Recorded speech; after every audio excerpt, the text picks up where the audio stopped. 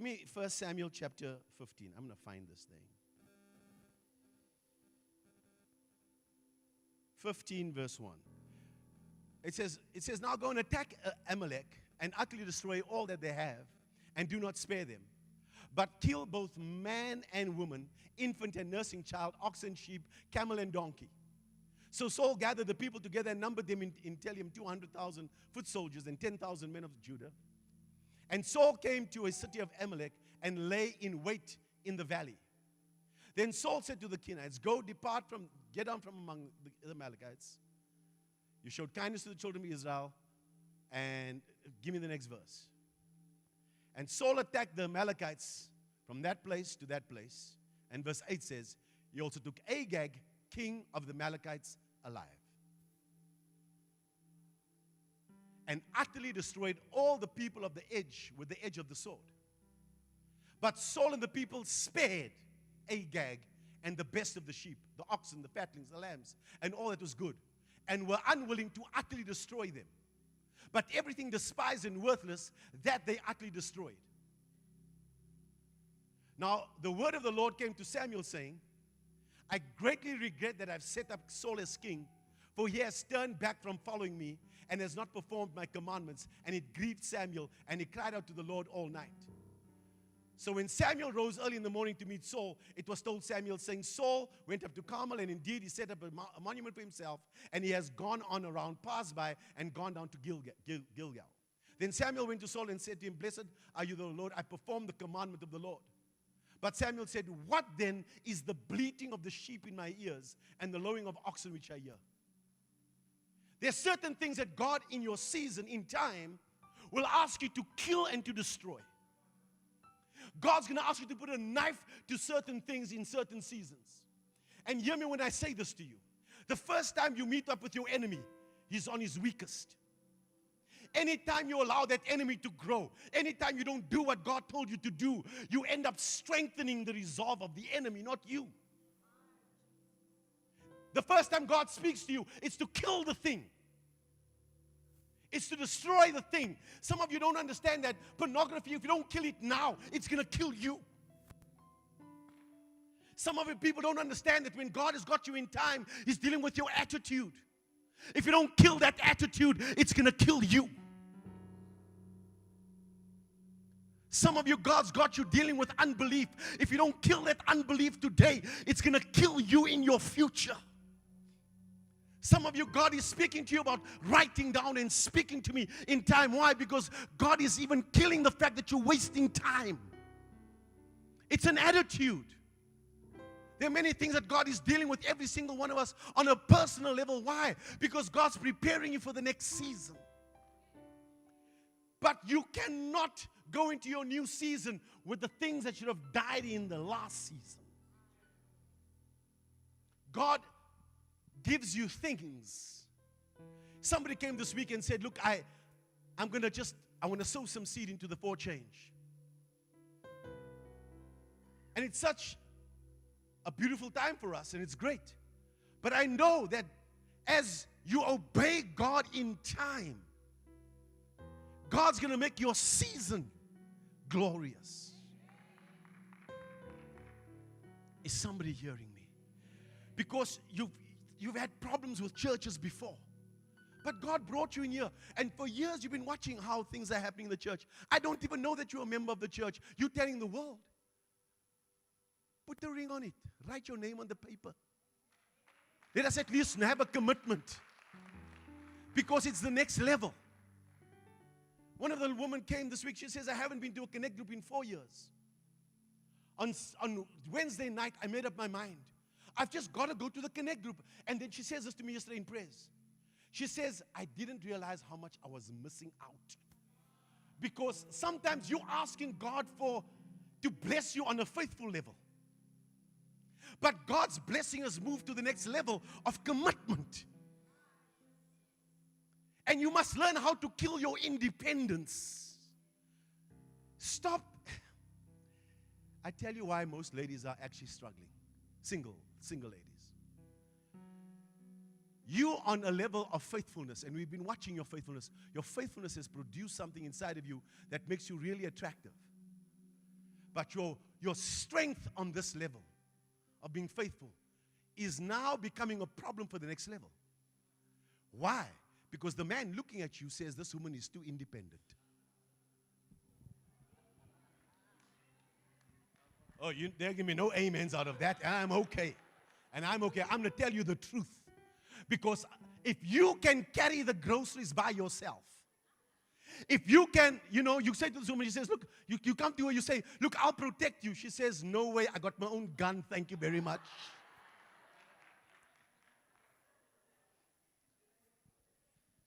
Yeah. It's like, I'll provide a house for you. She said, I got two. You don't understand how it works on this next level of commitment.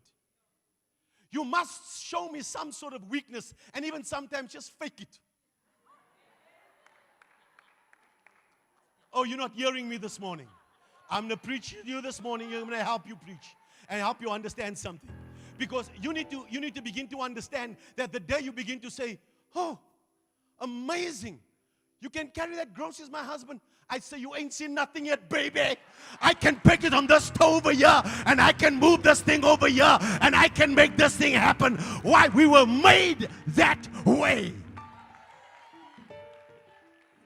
Stop showing me how independent you are, and I'm not taking no man's. Whatever, keep your finger to yourself. You see, the thing around the level that you're busy with, when you are dealing with your faithfulness, it's proven. That's why Standard Bank loves you. That's why Ernst & Young loves you. You've been so faithful to them. They need faithful people in their organization. But when you come into a commitment level, it's got to do with relationships. It's about understanding I actually don't have it all together. Do you know the lessons that God has got you on? What must you kill when you come up here? Your independence. What do you kill up here? I need you, you need me. I don't have it all together. Oh, you don't want to let anybody know about your weakness. You don't invite anybody into your space. I'm not going to go and get any counsel. I don't need the pastors to speak to me. I'm just fine. And what do? Where God is saying step into a commitment, you fall back into faithfulness. And you never come to the next level. You clap your hands this morning. This is good preaching this morning. This is good preaching this morning. Because there's seasons when God moves you, He wants you to kill your independence. Otherwise, you stay alone by yourself your whole life. You don't connect groups. Oh, please. Okay. Your husband sitting and praying for the wife right there. You don't even know you walk into the connect group, you stepped into here's my partner right here. Why? Because you now need to go to the place that God has prepared for you. You can't live on this place of, I just go to church every Sunday. Okay. You live your life the way you want to live it. Okay. No one can tell you, okay. Please, man. To everything there is a season, a time for every purpose under heaven. Some people need to understand David's life and how David progressed and became all that God had called him to be. David is in time, and you don't even know about his challenge in time. 1 Samuel 17:33.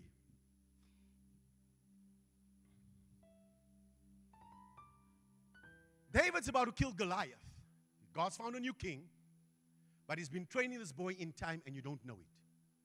When he stands before the King Saul now, he's about to take on Goliath. Goliath has been torn. You know the story. And Saul said to David, you're not able to go up against this Philistine to fight with him. You are youth, and he a man of war from his youth. David said to Saul, your servant used to keep his father's sheep. And when a lion and a bear came and took a lamb out of the flock, I went after it and I struck it and delivered the lamb from its mouth. And when it rose against me, I killed it. David is known not just for killing Goliath publicly. He was killing things privately.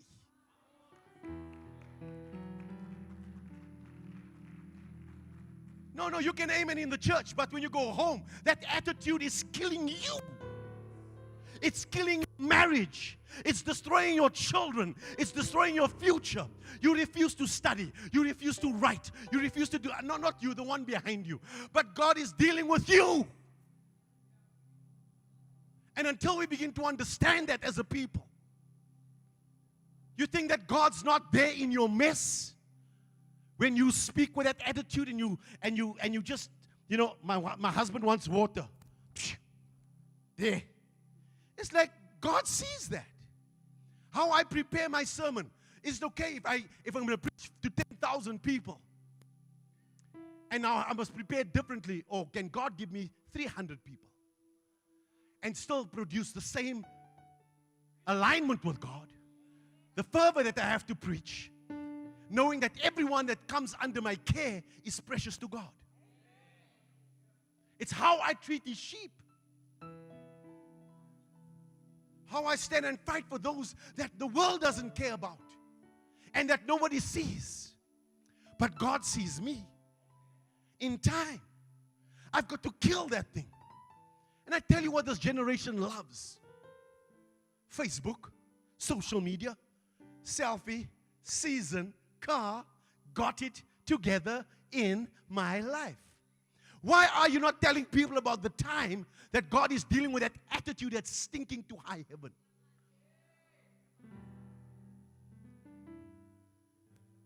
All right. Here's the next thing. When David gets a breakthrough, give me verse 25 on here. So David tells you that he's been killing stuff all along. So to kill this giant, to solve this problem, he's been solving personal problems before he's trying to solve the world's problems.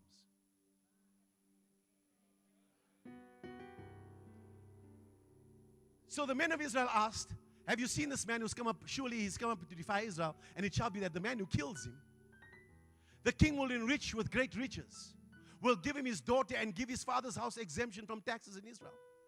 He says, there's going to be a bonus for anybody. There's great wealth for anybody who solves this problem. But David was killing stuff on the inside of him already a long time. Attitudes, mindsets, destroying it already in time. Now he's going to deal with Goliath. He asked, there's a reward. There's a payday for serving God, child of God. There's a payday. He comes now before this man and he asks, what's the reward? Look how powerful this is. David is by himself. He's using a sling and a stone. He takes Goliath's head off. He doesn't use a sling and a stone anymore. Why? Because you live life on levels and you arrive in seasons. So the sling and the stone is not needed on this level anymore. He now needs a sword. Because every season produces the things that you need for the next level. Give me the triangle again quickly. And then give me 1 Samuel chapter 22. Watch now. David is done with level 1. He's been faithful. You will live life on levels and you arrive in seasons.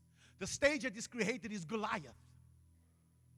David's about to break through and deal with Goliath. He comes into a season. What is his season? His father's house is exempted from tax. He gets the booby prize called his Saul's daughter, who couldn't worship the Lord. That was just the trap of the enemy. And then he gets a bonus. He makes him rich. David doesn't go and buy a Mercedes-Benz. When God blesses you on one level, it's to empower the next level. David's about to go to the next level in God. And look at it now. Give me the scripture I just gave you. It says David comes in there and the king gets jealous. So David now has to come into his next level. God's still working him in purpose, times and seasons. The season has produced the things that David needs. He needs a sword. He needs money. He needs access. But this man's jealous of David's breakthrough. David doesn't get mad and offended because he killed that already in the wilderness. David doesn't get dishonorable. He killed dishonor in the wilderness. David now comes to the next level. Watch now. This is really good stuff. David therefore departed from there and escaped to the cave of Adullam. So David is on the run. But he refused to honor and dishonor, or refused to dishonor the king. So when his brothers and all his father's house heard it, they went down there to him. And everyone who was what? And everyone who was what? And everyone who was what? Keep reading. One is distress. Everyone who was what? And everyone who was what? That's his church. God gave us this church. I'm like, give me some rich people, man. You give me a bunch of people that are in debt, discontented, and full of distress. It's like, can you just give me a different people? Those people are in debt. David takes his bonus, his money, and he doesn't buy mag wheels. He doesn't brag of a new cell phone. He's not bragging about the fact that I got new things. He takes the money and he empowers 400 of them and he feeds them 3 square meals a day with the money. Some of you have been missing God because God, when He adds things in your life, it's for the next level.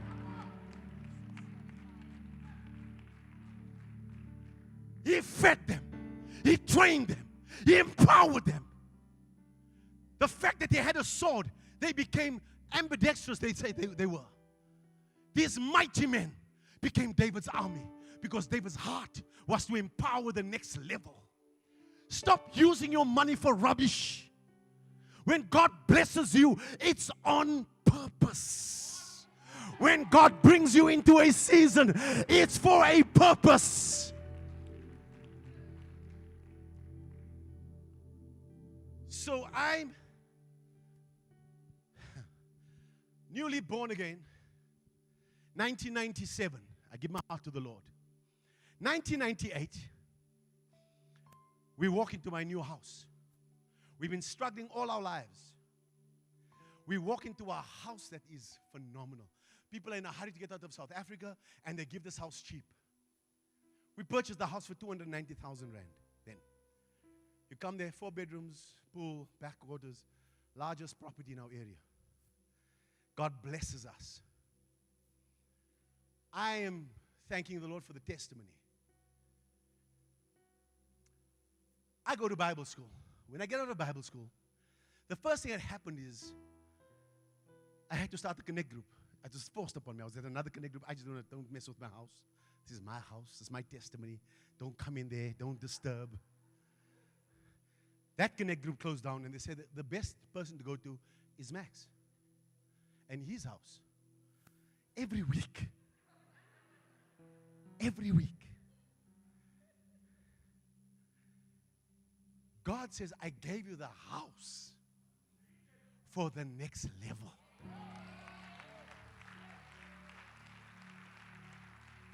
Since then, and every year, people have come and have been blessed by that house. They'd find food, they'll find prayer, they'll find help every single week when we never had. Let me tell you one more story added to this. God, we got this beautiful house. When people walk into your house like that, obviously there should be food in that house. God's taking us through a season and a time of testing. So God, in my Connect group, one night they decided, look, we're going to do a soup night. But we haven't eaten the whole week. We in such struggle. I mean, we're going through a time of changing. God's removing.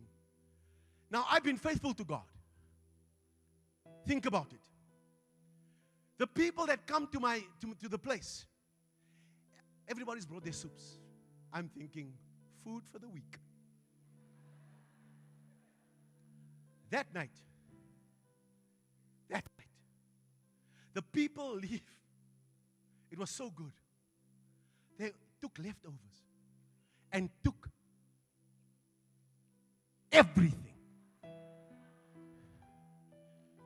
And God says, you can't open up your mouth about this thing. I'm like, what? Do you not? I eat too. And I got the family. I'm not on a faithful level anymore with God. I'm committed to the call of God. Hold on, hold on, hold on. I get into bed because, you have some wealthy people, others that don't have anything. Those that never had anything, they just like, can we take your Tupperware as well? You're not going to get that back again. They leave. It's 10:30, I'm in bed. And I'm crying, and I said, I don't get this test. I don't get it. I'm trying to understand you in all of this, but surely, as I'm serving your people, you've missed it with me. 11:15 that night, there's a buzzer on the gate. There's a couple that's in business and the like, and they traveled all the way to Centurion. And on the highway, the Lord says, turn back right now. And they walk back into our home. I never said a word to anybody about our need. I said, now you need to sit and tell us what's going on, because God instructed us, not tomorrow, today, to make a U-turn on that highway and to come and bless you with this money. Tell us what's going on. I told him we never had supper. We got no food in the house. And they blessed us. The test was, can I not eat while everybody else is eating? Why? On a commitment level. If I don't have, if the group that is with me is able to eat, it was my test. What do most people do when they're in trouble? I got to take care of me. Yet when God brings you into level number 2, look where the church is. Look where our nation is. It's to bring you to a place where you begin to see beyond you. You've come to church and all you want is your breakthrough, your answer. You hold back your money. You forget that we have need here as well. That God is needing you to know that even in your need, you sow a seed. It was my testing as a leader on level number 2. You be careful you're thinking that God's not working inside of you today. That God's not looking at what you're doing with your life. It's not your comfort first. Leadership makes sure that David made sure that the people were empowered first. And that test, when we walk through it, God says, now you can have the church. Because I don't come in here and tell you about my problem on a Sunday morning. You don't hear me posting stuff on social media. All I do is I encourage me and I encourage you. I put it out there so that I can empower people. Not about my need. Because that died a long time ago. God said, I'll take care of your need because you've been faithful. In seasons, the things are added that you need.